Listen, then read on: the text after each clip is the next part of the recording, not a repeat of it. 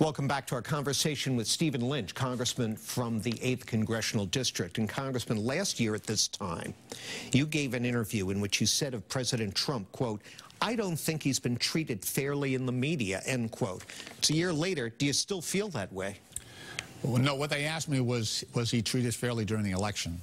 And there was actually a study at Harvard that said that Trump and Clinton had more negative press than any other candidates in the United States history. That's what I was referring to.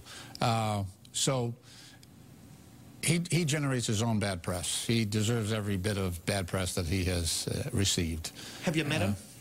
Yeah, we've been guests at a couple of dinners, you know, on the Hill. And your direct personal impression?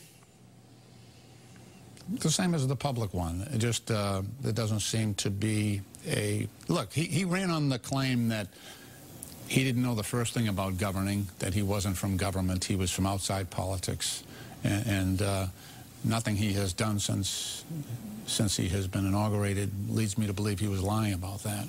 He has, you know, divided the country in a way that I don't think any other president has done in history, and he even attacks his own appointees. It's a very bizarre approach. You know, he goes after his own attorney general. He goes after the FBI, who are trying to enforce the law. So it's just it's very troubling and very disruptive. But that seems to be his game. Put on your analyst hat for me a little bit. Most polls, not all, are showing a significant generic Democratic edge in the midterm congressional elections coming up this fall. Do you buy that? I think, yeah. I think based on how my Republican colleagues are responding, 34 of them have resigned already. Many of those are full committee chairmen. You don't do that.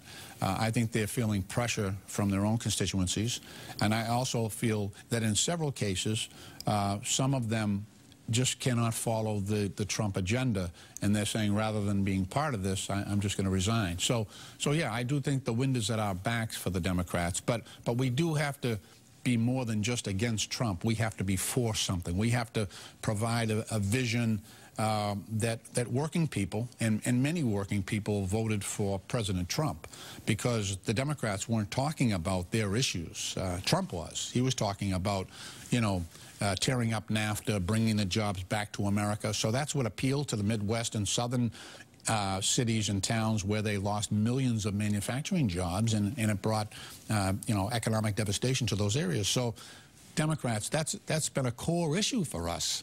But we've become somewhat elitist, I think, in recent years, and we don't speak to the needs of average working families. Okay, so just to wrap it up here, because we're running short on time, you're the Democratic Party, you're in an elevator with an undecided voter, you got 20 seconds to make your pitch. What's your elevator pitch for this fall?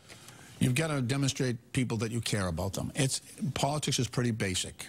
I honestly think that when working people are out there, you know, going to work every single day, trying to keep, you know, trying to raise their kids, provide a good education, good health care, when they look at both parties and say, which one of these parties is for me, I think it's a toss-up. And that's never been our mantra in the Democratic Party. We've always been forcefully on behalf of working people, and we've let that slip. We tend to gravitate to the fringes, and I think we've left the middle class and basic, hard-working, blue-collar Americans, I think we've left them behind. I've got to wrap, but you've made those points before here with me. Are you seeing improvement lately or not? I'm hearing talk about doing that. Action, not yet. Thanks, Congressman. Thank you, John. Great to see you. Good to see you. Congressman Steve Lynch of the 8th Congressional District. That's it for me. And now it's back over to my colleagues for more WBZ News.